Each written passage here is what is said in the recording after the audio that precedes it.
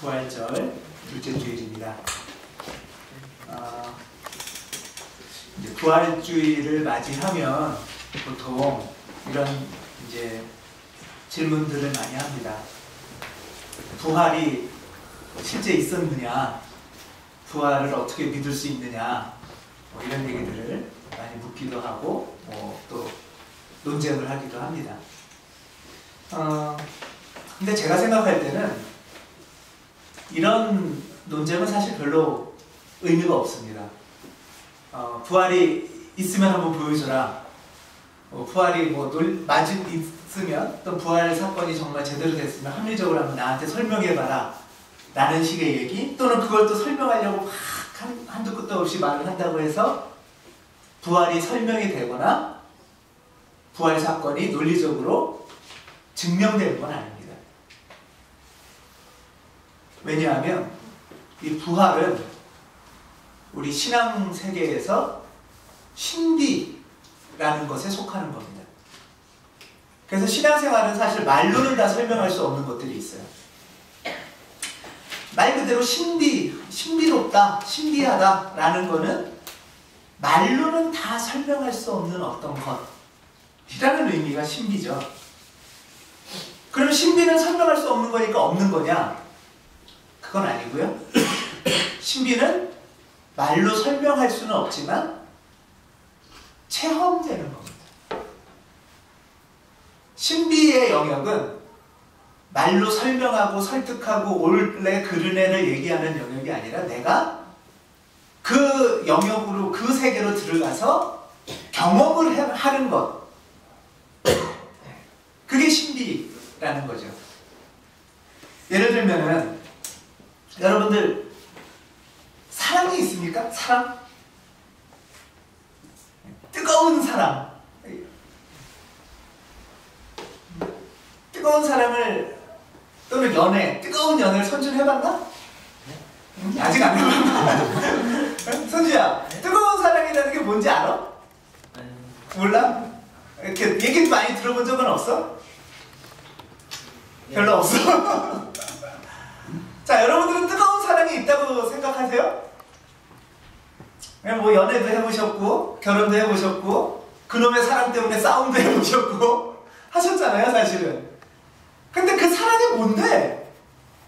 그게 뭔데? 이러면은 사실 그게 설명이 잘 되시나요? 이게 또 사랑이 이게 옳은 거다, 저게 잘못된 거다, 말싸움도 하고 다투기도 하지만 그게 말로 증명이 되고 정답이 하나 딱 설명되는 건 아니잖아요. 일종의 신비의 영역이라는 건 그런 겁니다. 이 사람이 장차 예를 들면 두 분이 잘 결혼하셔서 하나님 안에서 사는데 이 김홍철이라는 인간이 장차 나한테 얼마나 잘해줄까? 사실 막 도장받고 확신이 있고 합리적으로 설명이 돼서 하는 건 아니잖아요. 그쵸? 여러분들 다 마찬가지 아닙니까?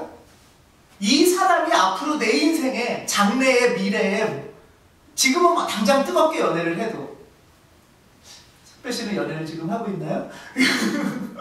자, 그럴지라도 그것이 보장되는 건 아니잖아요. 또 설사 그래 내가 보장해줄게, 도장 찍는다고 되나요?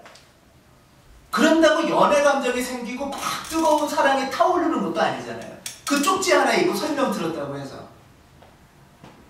뜨거운 사랑이라는 거는, 사랑의 세계라는 거는 내가 그 세계에 어쩌면 번지 점프 하듯이 확 던져져 봐야만 아는 거 아니겠습니까?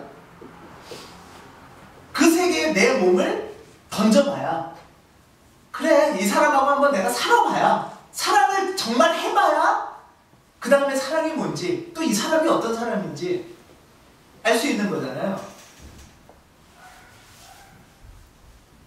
신비의 영역이라는 건 그런 겁니다. 내가 몸을 던져봐야 돼요. 투신을 해보고 그 속에 뛰어들어가 봐야, 그리고 그 다음에 몸으로 겪어봐야 그 다음에 이게 그런 건가 보구나 라는 걸 깨닫기 시작을 하죠. 맛있는 짜장면 얘기를 안만 하면 뭐합니까? 먹어봐야 알지. 맛있는 짜장면 얘기를 안만 설명 듣는다고 알았어, 맛있네 하고 포기가 되나요? 아니죠. 예, 이게 정말 맛이 있을지 없을지 젓가락을 뜯어서 찍어서 먹어봐야 하는 거잖아요. 신비의 영역은 그런 겁니다. 신앙의 영역, 특히 신앙의 신비의 최고 정점은 부활 사건인데요. 부활이라는 거는 맨날 설명하고 듣고 얘기해봤자 안 돼요. 내가 그 사건을 한번 내 인생에서 만나보려고 하고 몸을 던져서 들어가 봐야 만날 수 있고 느낄 수 있고 체험할 수 있는 것. 그러면서 그 속에서 조금씩 여러분 사랑하고 싸우고 미워도 하고 하면서 인생이 이런 거고 그 속에 깊은 진리가 이런 거구나 라는 거를 말로는 명확히 몰라도 조금씩 터득해가는 거 있잖아요. 사실 신앙의 진리는 그런 영역이라고 할 수 있죠. 우리 그리스도인들이 그러면 이 부활 사건을 체험하려면 그 사건 속에 몸을 던져봐야 된다는 거잖아요. 그렇죠? 몸을 던져봐야 된다는데 그럼 뭐 던진다는 게 뭐냐? 우리한테 지금 일단 마태복음, 마가복음에 의하면 부활 사건, 부활 예수를 만나고 그 사건에 몸을 던진다는 거는 뭐였죠?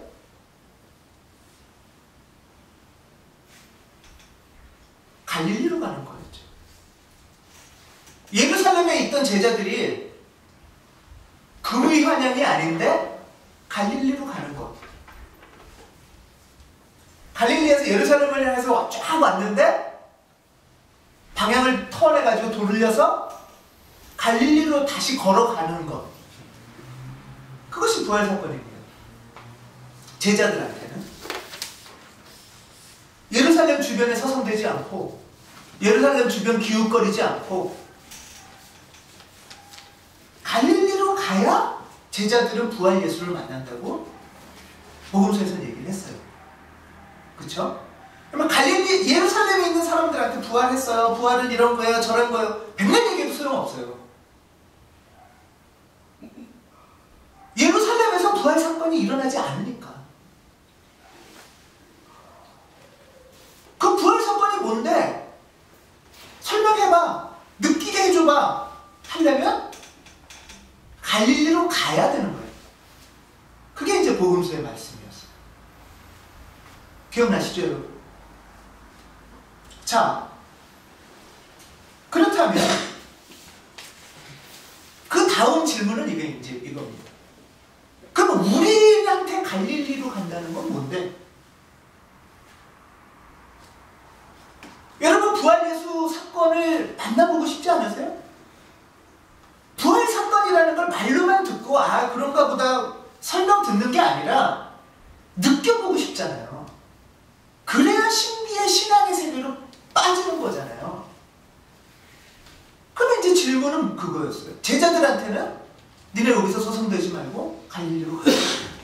그러면 우리는 그러면 나한테 갈릴리로 지금 우리 모인 이 사람들한테 갈릴리로 간다는 건 뭘까? 그게 질문이어야 되겠죠. 그래야 갈릴리로 갈 수가 있잖아요. 그래야 부활 예수를 만날 수가 있잖아요. 그쵸? 자, 조금 생각을 해보겠습니다. 먼저 제자들의 입장부터 생각을 좀 해볼게요. 제자들한테 갈릴리로 간다는 거는 사실 그렇게 멋진 일은 아니었을 거예요. 소위 말하는 금의 환영은 아니었어요. 그쵸? 이제 복음서에는 계속 예루살렘과 갈릴리 이 두 군데를 대비해서 이제 얘기를 하는데요. 이스라엘은 지방색이 굉장히 심한 동네였어요. 지방차별이 굉장히 심해서 너 어디 동네 출신이야?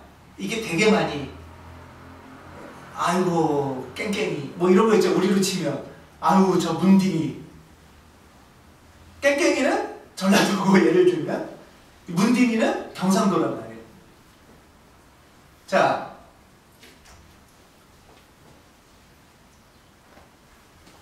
우리도 사실은 그런 게 있잖아요. 예를 들면은 아이들이 지방에서 서울로 전학 오면 사투리 쓰는 거 되게 창피한 거 있어요. 여러분들은 어떠셨는지 모르겠어요. 여러분들 고향은 지방이셨다면 서울 올라와서 사투리 쓰는 게 부끄럽거나 좀 감추고 싶은 그런 거 있지 않으셨나요? 이스라엘도 그게 많았어요. 그래서 우리도 그렇게 좀 지역을 차별하는 것처럼 이스라엘 사람들도 어느 동네 출신인가 구분해서 지역 차별하는 게 되게 많았어요. 이제 우리 같은 경우에도 중국 동포 같은 경우에 외모는 비슷하잖아요. 근데 뭘로 구분하죠? 말투가 확 차이가 나잖아요, 좀. 그쵸? 말투가 확 차이가 나서, 근데, 그런데도 개그 프로그램이 있잖아요. 이 뒤끝을 살짝 올리면서 뭐, 그랬어요? 이러면은 서울 사람인 척 하는 거. 그게 성경에도 있었어요. 성경에도 있어가지고, 성경 이스라엘에도 사투리들이 좀 많았어요. 예를 들면 사사기에 보면은, 사사기 12장에 보면 이런 말이 나와요. 입다가, 기억나세요, 혹시? 예, 입다가 에브라임 사람들을 이제 구별해야 돼요. 에브라임 사람들은 이제 촌스러운 사람, 예를 들면 잡아야 되는 사람이에요. 그랬을 때, 너 에브라임 사람이지? 그러니까, 아니요, 저 이랬어요. 우리는 보통 너 경상도지? 그러면 아니에요. 그럴 때 뭐 시켜보면 알아요? 쌀 내봐. 그러면 저 서울이에요. 살 뭐 이러잖아요. 살가게 이러잖아요. 그런 것처럼 에브라임 사람한테는 뭘 시키냐면은 시볼렛. 너 시볼렛 해봐. 그랬어요. 그럼 이 사람들은 저 에브라임 사람 아니에요. 그러면 너 시볼렛 해봐. 그러면 시볼렛 이랬어요. 그게 성경에 그대로 나와요. 시볼렛. 에브라임 사람들은 쉬를 못해요. 쉬. 그래서 시 이렇게 발음을 했대요. 그래서 이러고 잡았다는 거예요.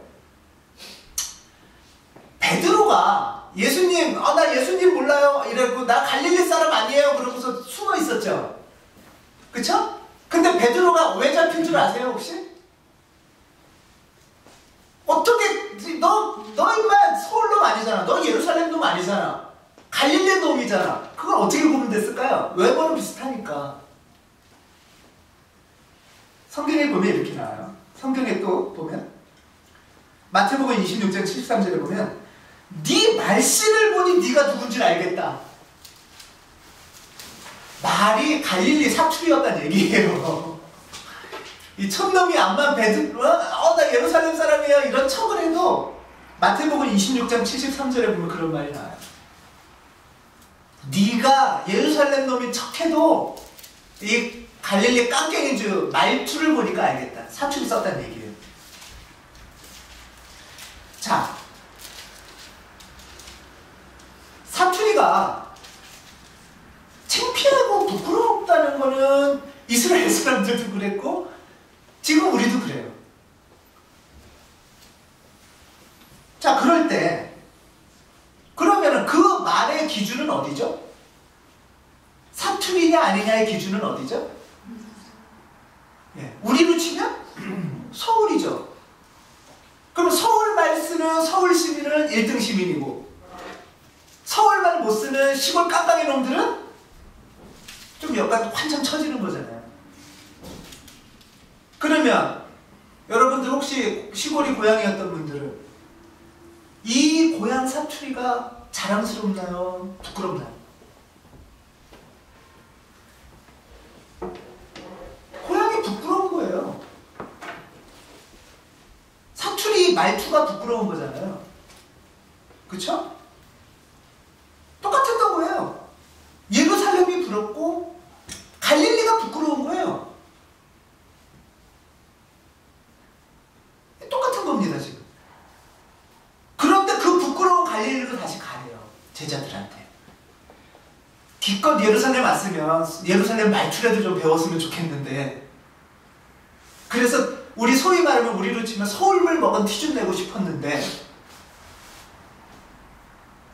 갈릴리로 가라는 거예요. 부끄러운 그 동네로.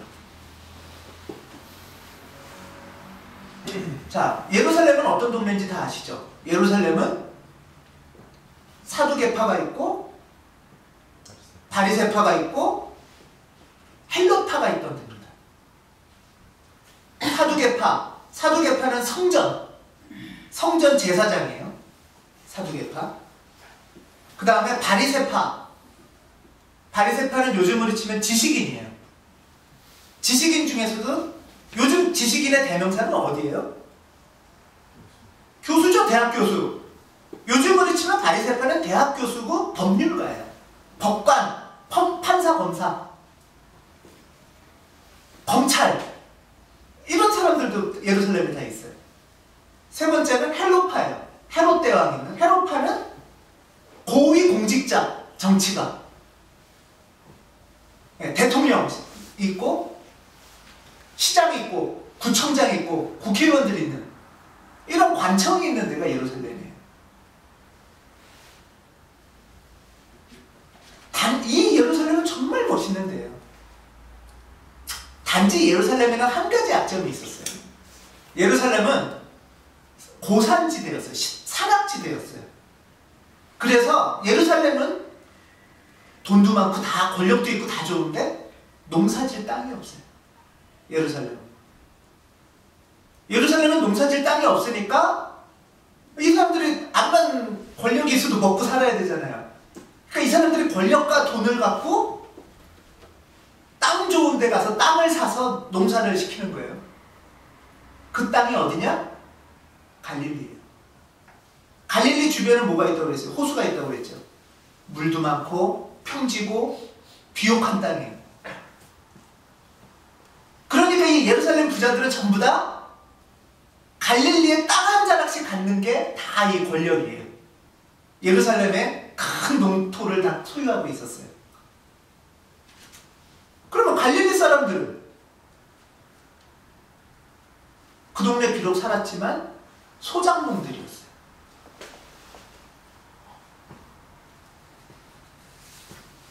그러니까 요즘 말로 하면 예루살렘 부자들은 부재지주. 서울에 살면서 시골 전라도 경상도보다 전라도가 그래서 땅이 많았죠. 옛날에 부자들이, 지주들이. 그리고 실제로 전라도는 소작농들이 사는 동네였던 거죠. 그러니까 이제 땅도 없고 농사짓기 힘드니까 전라도 사람들이 주로 다 서울에 많이 올라오고 공장에 취직하고 많이 그랬던 거죠. 우리나라도 살 수가 없어서. 자, 근데 물론 이거는 구약성서에서 가르치는 하나님의 정신과는 완전히 위배되는 거예요. 어떤 면에서 위배되냐면 구약 사상에서는 땅은 누구의 것이죠?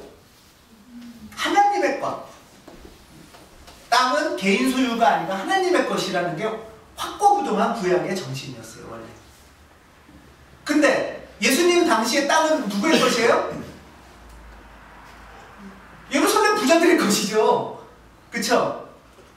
예루살렘 부자들의 걸로 바뀐 거예요. 갈릴리 땅이 다 예루살렘 부자들의 땅이 된 거예요.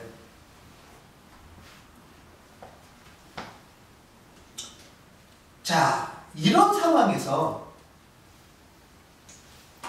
예수님이 질문을 합니다.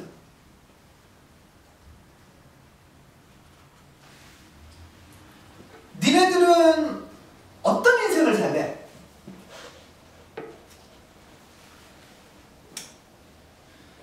어떻게든 예루살렘 들어가서 뭐 대학 교수가 꿈을 꾸든 공직자를 꿈을 꾸든 무슨 성전지기를 꿈을 꾸든 예루살렘으로 어떻게든 나 좀 출세해보고 싶다. 거기 가서 좀 이 지겨운 갈릴리 땅 벗어나서 예루살렘으로 뭐 공부를 열심히 하든 뭐 인맥을 만들든 뭐를 열심히 해서라도 예루살렘 가서 한 자리 좀 어떻게 좀 차지하고 싶다. 이런 인생을 살래? 아니면 지금 그 관계가 하나님 뜻하고 다른 거 아니냐? 이거 부당하지 않냐? 고발하고 하나님의 뜻을 새롭게 갈릴리에서 세워볼래? 아주 쉽게 얘기하면 예수님이 제자들한테 물어본 건 바로 이거였어요.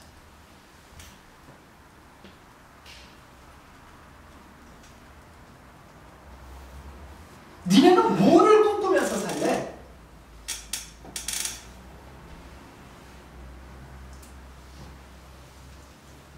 예루살렘이 예수님이 제자들한테 갈릴리로 오라는 거는 늘 서울을 바라고 예루살렘을 바라면서 살던 그 삶이 하나님의 뜻이 아닐 수 있다는 것을 지금 얘기하는 거고, 하나님 뜻 안에서 새롭게 그 지겹다고 하는, 그 괴롭다고 하는 갈릴리 땅을 정말 하나님의 사랑을 받는 젖과 꿀이 흐르는 땅으로 어떻게 만들 수가 있을까? 지금 그거를 지금 예수님은 얘기를 하는 거죠.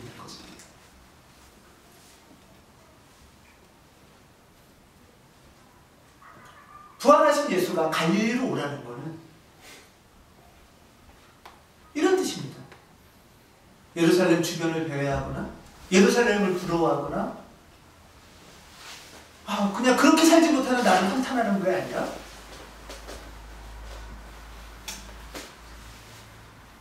하나님의 뜻 안에서 새로운 세상을, 새로운 갈릴리를, 젖과 꿀이 흐르는 그곳을 정말 어떻게 하면 만들어 볼 수 있겠냐? 그게 갈릴리로 돌아오라는 얘기예요. 이거는 거꾸로 말하면 예루살렘의 기준, 우리가 아까 사출이 말했던 서울의 그 기준, 좋은 대학, 고위 공직자, 이런 기준을 뒤집으라는 얘기예요. 엎어버리라는 얘기죠. 제가 전에 이런 말씀을 드린 적이 있는데 기억나시는지 모르겠어요. 이건 실제 있었던 얘기라고 합니다. 북미, 캐나다 지역이 원래 인디언 지역이었잖아요. 기억나시나요? 거기 인디언 지역을 이제 백인들이 정복을 하고 백인 학교를 세웁니다. 백인 학교를 세우고는 이제 캐나다 인디언들을, 캐나다 북미 지역에 사는 인디언 아이들을 강제로 학교에다 기숙을 시켰다고 해요. 학교로 강제로 데리고 와서 아이들 백인 학교, 백인 교육을 시키는 거죠. 그래서 학교를 다니게 했습니다. 그래서 이제 아이들은 인디언 아이들이지만 백인 학교에서 백인 선생님한테 공부를 배우는 거예요. 그리고 기숙사 생활을 하면서 그러고 이제 뭐 얼마간의 기간이 지난 다음에 또 수업 시간이 됐어요. 그래서 인디언 아이들이 쫙 있어요. 인디언 아이들이 쫙 있는데 백인 선생님이 와서 오늘은 여러분들이 배운 거를 정말 중요한 테스트를 하는 시험 보는 날이다. 이 시험 그냥 굉장히 어렵고 잘 봐야 되는 정말 중요한 거니까 너는 이제 시험 준비를 좀 해라. 이렇게 이제 선생님이 아침에 딱 와서 얘기를 했어요. 학교에서. 자, 아이들이 어떻게 했다고 그랬는지 기억나세요? 네. 네. 보통 우리는 시험 보려고 시험 준비하면 어떻게 하지? 선주야? 중고등학교 때? 선생님이 딱 와서 이제 시험지 들고 있고 우리 시험 볼게. 자, 시험 대열로 줄 맞추고 시험 볼게. 그러면 이제 어떻게 해요? 막 삐뚤삐뚤하던 책상 각자 좀 띄고 그 다음에 이제 펜 준비하고 이렇게 딱 컬링도 하지 않고 내 것도 안 보여주고 딱 이제 각자 이렇게 줄 맞추고 하죠. 그리고 야 정말 중요한 시험이라니까 긴장해가지고 어떻게 잘 볼까 이런단 말이에요. 이 아이들은 어떻게 했다고 근데 그랬나요? 이 아이들은 각자 책상을 들더니 삥뚱그렇게 모여 앉았대요. 교실에서 시험 보려고 하는데 둥그렇게 모여 앉았다고 합니다. 그러니까 이 백인 선생님은 너무 당황스러웠죠. 야 시험 보려고 한다는 정말 중요한 시험인데 보통도 아니고 니네들 왜 이러냐 그랬더니 그 아이들이 하는 말이 우리 부모님으로부터 그리고 어른들로부터 인생 살면서 정말 중요한 일이 있고 정말 어려운 시험이 있을 때는 혼자서 하기 힘드니까 다 모여서 상의하면서 문제를 풀으라고 배웠습니다. 그랬다는 거예요. 그래서 정말 중요한 시험이니까 내가 혼자 풀기 힘들 것 같으니까 상의하려고요. 어떠세요? 이해가 잘 되세요?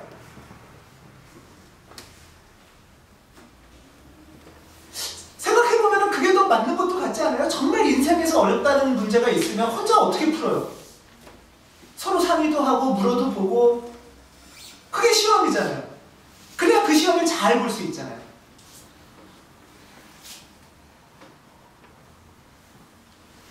예루살렘이 아니고 갈릴리라는 거는 이런 식으로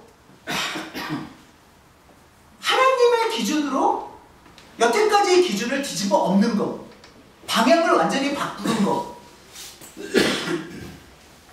그게 바로 갈릴리로 가는 겁니다.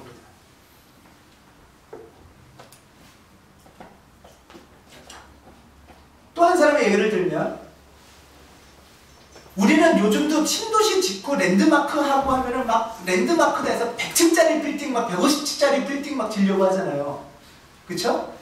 그러고는 그 빌딩에 사실은 살고 싶어서 굉장히 비싼 아파트가 강남에서 처음 시작한 다음부터 그렇게들 하는데, 슈마어라는 영국 경제학자가 한 말이 있습니다. 이 사람은 경제학자니까 경제는 계속 크고 성장하고 높아져야 된다고 생각을 했는데, 이 사람이 쓴 책이 제목이 작은 것이 아름답다 라는 책을 썼죠. 아주 옛날 사람도 아니에요. 1976년도에 쓴 책이에요. 경제학자가 쓴 책이에요. 작은 것이 아름답다라는. 이 책은 20세기에 선정한, 물론 이제 타임지와 이제 그 평자들이 선정을 했는데요. 20세기에 선택된 100권에 드는 책이에요.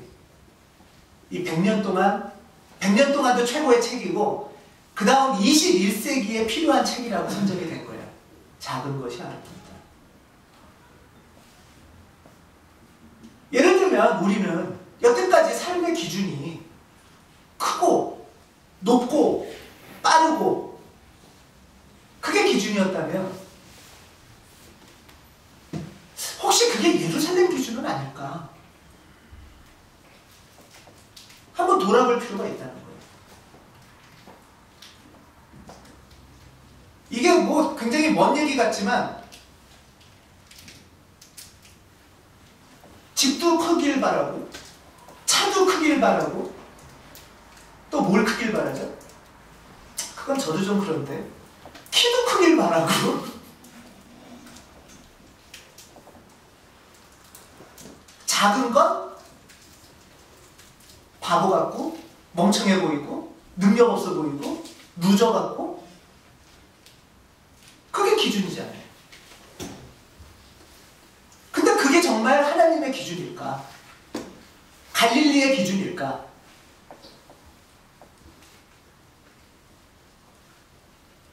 이걸 생각해보자는 겁니다. 한국 교회도 커지려고 하잖아요. 크면은 좋은 교회, 그쵸? 특히나 그게 뭐 크게 커도 너무 커서 막 10,000명보다는 20,000명이 더 좋은 교회, 20,000명보다는 100,000명이 더 좋은 교회, 100,000명보다 1,000,000명이 더 좋은, 큰 게 좋은 거 서로 착각을 하는 경우가 너무나 많이 있잖아요. 근데 그게 정말 하나님의 기준인가? 예루살렘의 기준인가?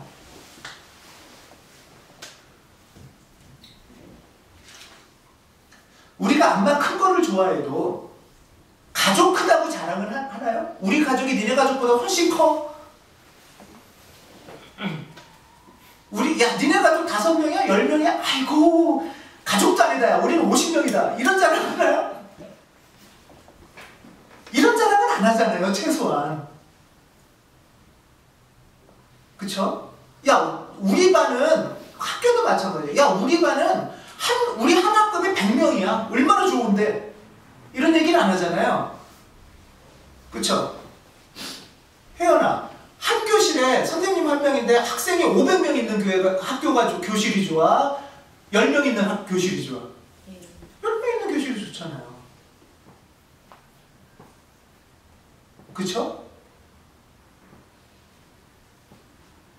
어느 게 정말 크고 빠르고 높은 것만 좋은 게 아닌 경우가 너무 많잖아요.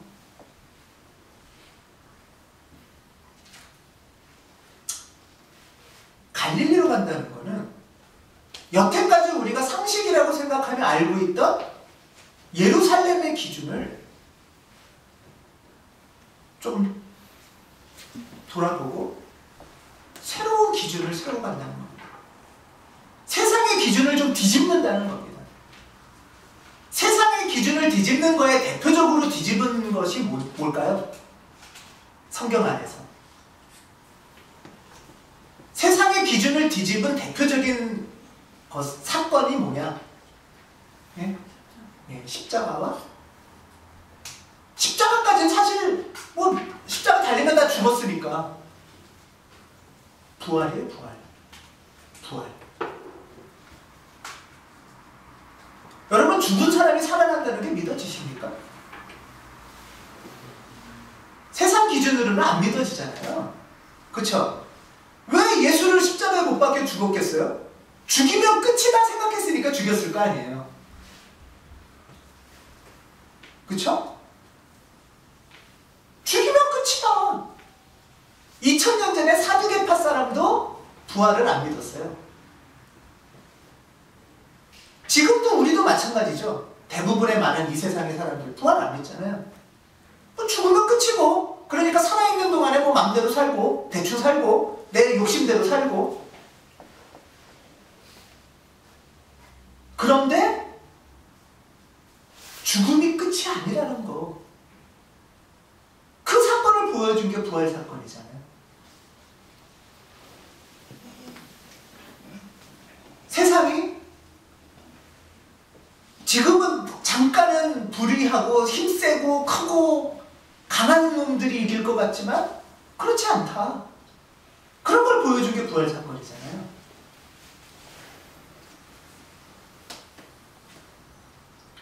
새로운 갈릴리로 간다는 거는 새로운 하나님의 기준을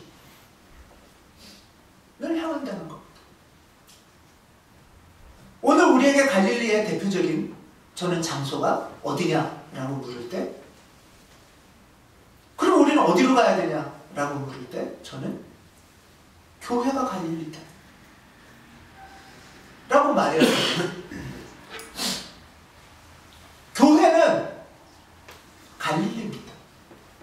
교회는 예루살렘의 법이 절대 쓰면 안 되는 곳입니다. 왜? 부활 예수가 계신 곳이 교회니까. 부활 예수를 만들려면 어디로 가야 돼요? 예루살렘이 아니라 갈릴리로 와야 된다고 그랬죠. 여러분들 예수님 만나려고 교회 오셨잖아요. 그쵸? 부활하신 예수를 만나려고 교회로 왔다면 교회가 세상의 기준과는 다른 갈릴리가 돼야 되는 겁니다. 갈릴리 교회. 주일은 바로 부활절을 기억하는 날이 매주의 주일이죠. 그쵸? 부활 예수를 만난다는 뜻입니다. 주일 예배에 오신다는 거. 주일 예배를 드린다는 얘기는 부활하신 예수를 만나러 갈릴리로 오는 것입니다. 세상에 흩어져 있다가도 세상의 기준에 내가 또 사로잡히진 않나? 아니야. 다시 갈릴리의 기준으로 돌아와야지. 부활 예수를 만나러 와야지 하고 모이는 곳이 교회, 갈릴리입니다. 갈릴리 교회는 세상의 기준이 뒤집어지는 거 아닙니까? 높은 자가 낮아진다고 그러고 낮은 자가 높아진다고 그러잖아요. 그쵸? 지는 게 이기는 거고 이기는 게 지는 거라고 하잖아요. 오늘 고린도전서에서 보면 바울이 교회가 문제에 대한 얘기를 합니다. 이 고린도 교회는 초기에 각 가정에서 자주 모여서 예배를 드렸고요. 특히 이제 당시의 주일은 이제 유대인들한테 쉬는 날이 아니었죠. 안식일이 쉬는 날이었으니까 우리로 치면 사실은 월요일이에요. 평일이에요. 그러니까 평일날 각자 낮에 일들을 하고 밤에 모여서 예배를 드리는 겁니다. 부활을 기념하기 위해서. 그쵸? 예. 그러니까 유대인들은 오늘날의 달력으로 얘기하면 금요일부터 토요일까지 쉬는 거잖아요. 그리고 일요일날은 근무를 하는 거예요. 출근하는 거고. 그런데 일요일날이 예수님 부활하신 날이니까 그걸 기념하려고 낮에는 근무하고 밤에들 모여요. 각 가정에. 갈릴리 오는 마음으로 오는 거죠. 와서 먼저 공동 식사를 합니다. 밤에 배고프니까 낮에 하루 종일 일하고 공동 식사를 하고 그 다음에 주의 만찬을 드리면서 예배로 이어집니다. 그게 이제 고린도 교회 초기의 형태였어요. 근데 이제 공동 식사를 하려면은 밥을 누가 준비해요? 각자 봉헌하려고 갖고 오는 거죠. 나눠 먹으려고. 각자 봉헌하려고 이제 나눠 먹으려고 갖고 와요. 그런데 어떤 사람은 일찍 퇴근하고 어떤 사람은 늦게 퇴근하는데 일찍 퇴근해서는 자기 거 홀랑 먹어요. 자, 일단 먼저 이렇게 생각해 볼게요. 일찍 퇴근하는 사람이 부자일까요? 늦게 퇴근하는 사람이 부자일까요? 일찍 퇴근하는 사람들이 부자예요. 요즘도 그렇지 않아요? 똑같습니다. 일찍 퇴근하는 사람들이 부자였어요. 자, 먹을 거를 일찍 퇴근하는 사람들이 많이 갖고 왔겠어요? 늦게 퇴근한 사람들이 많이 갖고 왔겠어요? 일찍 퇴근한 사람들이 많이 갖고 왔겠죠. 자기 부자니까. 먹을 것도 많고. 그래서 한 상 갖고 맛있는 포도주, 떡 왕창 갖고 와가지고 아직 가난한 사람들 퇴근 안 한, 교인들 중에 가난한 사람들 퇴근 안 했는데 야, 우리끼리 먹자. 이러고 막 먹어요. 그래서 나중에 퇴근한 사람들이 왔을 때는 먹을 것도 없고 이 일찍 온 사람들은 포도주 많이 먹고 취해서 해롱거리기 시작을 해요. 아, 배부르다 이러고. 늦게 퇴근한 사람들은 그나마 먹을 것도 제대로 못 갖고 겨우겨우 퇴근 시간만 끝나자마자 막 오는 거예요. 예배 공동체에. 그런데 먹을 게 없어요. 그냥 배 줄인 배 하고서 그냥 예배 드리다 가는 거예요. 피곤한 몸을 갖고. 이게 바울이 말한 고린도 교회의 지금 상황이었어요. 자, 여러분은 이런 상황이라면 어떤 마음이 드실 것 같으세요?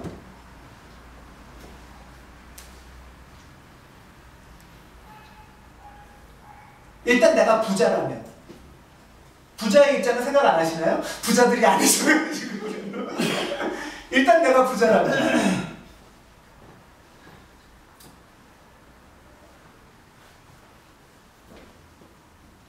뭐 내 거 내가 먹는데 그런 마음 안 드시겠어요 혹시? 내 거 갖고 와서 내가 먹는데. 여러분들 혹시 내 거 있을 때 그런 마음 안 드셨어요? 세상에서 다 그렇게 하는데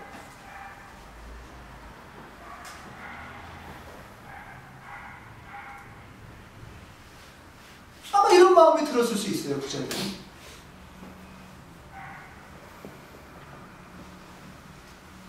그게 세상에서 사는 거고 내가 그렇게 내 거니까 내 마음대로 했는데 뭐가 문제야? 자, 이제 가난한 사람들 입장을 한번 봅시다. 늦게 퇴근한 사람. 늦게 퇴근한 사람은 마음이 어떨까요? 아, 나도 어떻게든 부자가 돼야지. 나는 부자가 못 돼도 내 자식은 어떻게든 부자를 만들어줘야지. 그래서 나는 지금 줄여도 내 자식은 나중에 퇴근해서 일찍 퇴근시켜가지고 집에 실컷 먹게 해줘야지.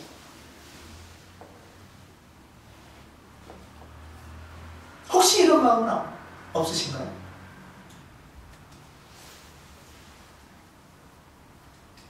아니면 그래 사는 게 그렇지 뭐 그냥 아예 포기? 이러다가 죽겠지 뭐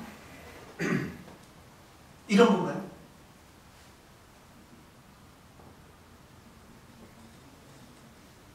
이 두 개가 다 하나님의 뜻이 아니라고 바울은 얘기하고 있습니다.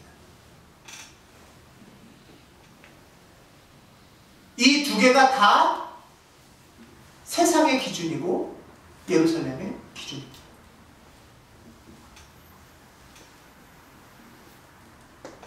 부자만 잘못한 것도 아니고 이런 마음을 갖고 있다면 가난한 사람도 똑같습니다. 가난한 사람 마음속에는 아 저렇게 되고 싶다. 부러움, 나쁜 놈들, 시기, 질투, 원망, 내 자식은 어떻게든 저 자리 만들어줘야지, 복수심. 똑같지 않습니까?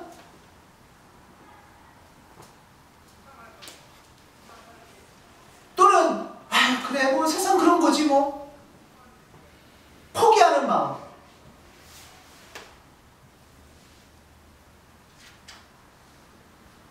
이건 세상의 마음입니다. 바울은 이런 고린도 교회를 보면서는 이렇게 얘기합니다. 여러분이 그렇게 앉아서 먹는다고 그게 주님의 만찬이 아닙니다. 이건 무슨 말이냐? 그런 마음 갖고 모여 있으면 그거는 예배가 아닙니다. 이 소리예요. 고린도전서 11장 17절에 보면 여러분이 모여서 하는 일이 유익이 되기보다는 오히려 해가 됩니다. 다르게 말하면 무슨 말이냐? 그럴 바엔 모이지 마. 뭐하러 모여 니네들? 그거 교회 아니야. 지금 고린도 교회가 이렇게 얘기하고 있는 겁니다. 바울이. 우리가 교회로 모인다는 거는 갈릴리로 온다는 건데, 하나님의 기준으로 새로운 세상 만들어보자고, 새로운 인생 살아보자고 모이는 건데, 거기서 내 거 있는데 뭐 내 맘대로인데 어때? 한쪽에서는 부럽다, 나도 어떻게든 저렇게 살고 싶은데, 아니면 나는 못하는데 내 자식이라도 살게 해줘야 될 텐데, 아니면 그래 뭐 자포자기. 그건 교회가 아니라는 거예요. 그건. 그럴 바에 모이지 말라고 얘기하는 거예요.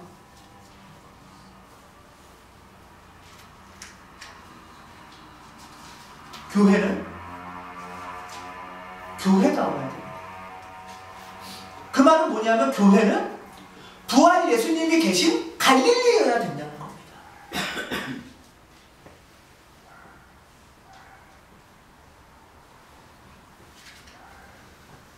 여러분은 부자들의 식사를 부러워하시겠습니까? 아니면 부자들에게 야단을 치시겠습니까? 부러워하고 원망만 하겠습니까? 아니면 하나님이 주시는 권능으로 새 질서를 세우려고 하시겠습니까?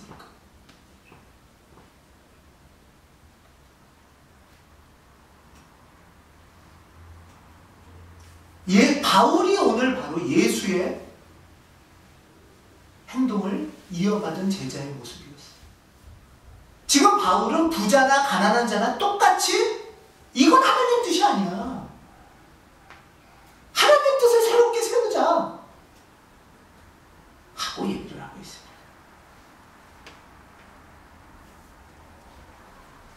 여러분, 부활 예수를 만난다는 것은 우리 인생에 새로운 기준을 세워가는 일을 하는 겁니다. 세상 하나님의 기준을 갖고 꼼꼼히 우리 인생을 돌아다보는 겁니다. 꼼꼼히. 예를 들면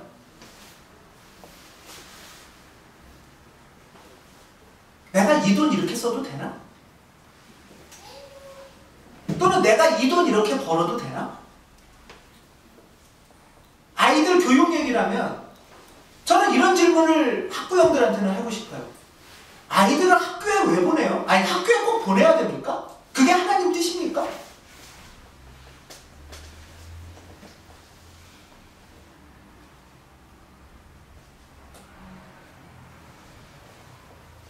우리가 어떻게 돈을 벌고 어떻게 쓰고 어떻게 아이를 키우고 무슨 옷을 입고 뭐를 먹고 마실지 하나하나 모여서 공부하고 고민하고 기도하는 곳이 교회입니다. 지금 고린도 교회에서 그걸 하자고 바울은 얘기를 하고 있는 거예요. 그리고 그 기준을 세워가면 그 기준대로 살아보는 거예요. 체험이라는 건 바로 여기서부터 시작됩니다. 기준만 세웠다고 해서 우리가 부활 예수를 만날 수 없어요. 기준을 세웠으면 그 다음에 해봐야 돼. 몸으로 할 때부터 부활 예수가 드러납니다. 몸으로 살아봐야 부활 예수를 만날 수가 있습니다.